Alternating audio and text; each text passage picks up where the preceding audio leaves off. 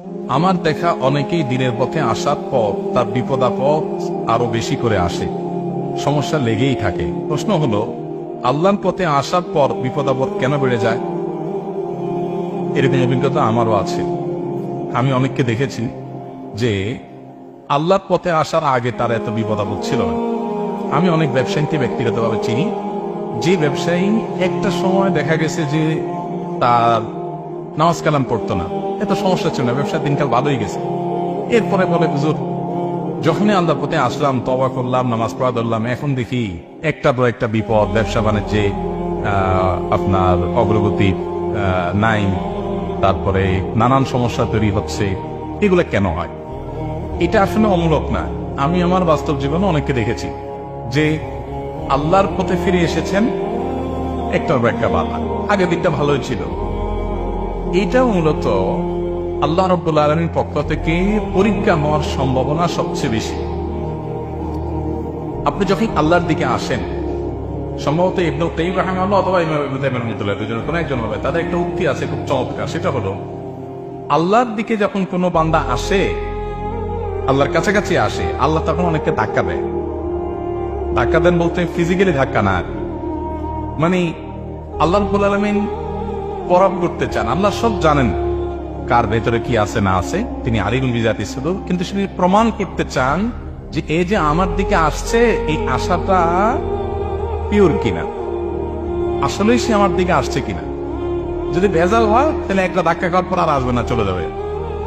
আর যদি আশাটা পিওর হয়, না আমি আল্লাহর দিকে যেতেই চাই, আমি আল্লাহর দিকে দাবিত হতেই চাই, তাহলে যত ধাক্কা আসুক সে আরো জোরে আসবে, যত ধাক্কা আসুক সে আরো জোরে যেতে থাকবে। ব্যাপারটা এরকম যে ধরেন যখন আপনি সকালবেলা একটা চাদর গায়ে দিয়ে বের হয়েছেন, হঠাৎ করে বাতাস ছিটছে, ঠান্ডা বাতাস। বাতাস যখন আস্তে আস্তে বাড়তে থাকে, আমরা তখন কি করি? ওই চাদর আরো জোরে ধরে, তাই না? কেউ ধরেন কোন নদীতে ডুবে গেছে, তখন তিনি যদি কোনো কলা গাছ বা কিছু পান, এটা তিনি জড়ায় ধরবেন। ঢেউ যদি বাড়তে থাকে, জোরে জোরে আসতে থাকে, তখন সে চিন্তা করবে যে এত কম যে ঢেউ ছিল এর মধ্যেই ধরে থাকতে পারতেছি না, এখন যে ঢেউ আসতেছে আরো জোরে, এটা তো থাকার প্রশ্নই ওঠে না, অতএব কলা গাছ ছেড়ে দিই। এটা করে কেউ? বরং কি করে, ঢেউয়ের মাত্রা যখন বাড়ে তার ধরাটা আরো শক্ত হয়। এটা দ্বারা বোঝা যাচ্ছে সে চাচ্ছে বাঁচতে, অর্থাৎ তার বাঁচার উদ্দেশ্যের ভিতরে কোনো খাত নাই। এটা ঢেউ যত বড় হয়, সে নিজেকে প্রমাণ করবে তত বেশি সুযোগ পায়।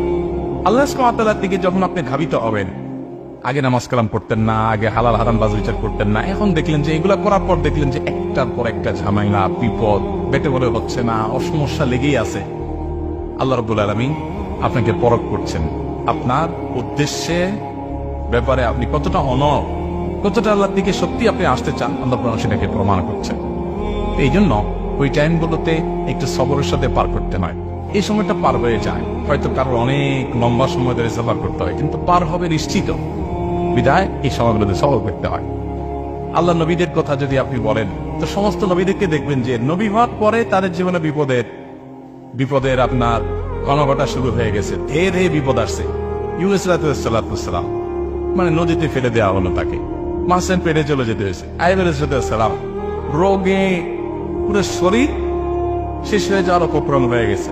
ঈসা আলাইহিসসালাম জন্মের পর থেকে তার মাকে নিয়ে অভিযোগ, অপমান, মিথ্যা অপবাদ, এরপর তার বিরুদ্ধে ষড়যন্ত্র, শত্রুতা। আমাদের নবী সাল্লাল্লাহু আলাইহি ওয়াসাল্লাম জন্মের দুনিয়াতে আসার আগে থেকে মায়ের গর্ভে থাকতেই বাবা হারানো, এরপরে মা হারানো, জন্মের পর দাদা হারানো, চাচা হারানো, স্ত্রীকে হারানো, মানে একের পর পরিবাহগুলো সব চলে যাওয়া। এরপরে মক্কাবাসীর বাধা, বিপত্তি, ষড়যন্ত্র, শত্রুতা। যত নবীদের জীবন দেখবেন সম্পূর্ণ এরকম। আদম আলাইহিসসালামকে দেখেন, আল্লাহ জান্নাতে দিলেন, একটু আরামায় এসেছিলেন, কিছুদিন যেতে না যেতেই ইবলিসি করে দিল বাইরে, অশান্তি শুরু হয়ে গেল। তাহলে বোঝা গেল যে আল্লাহর দিকে আসলে সে এ ধরনের পরিস্থিতির মুখোমুখি হওয়াটা অস্বাভাবিক না, এটা আল্লাহর পক্ষ থেকে পরীক্ষা। আল্লাহ বলেছেন,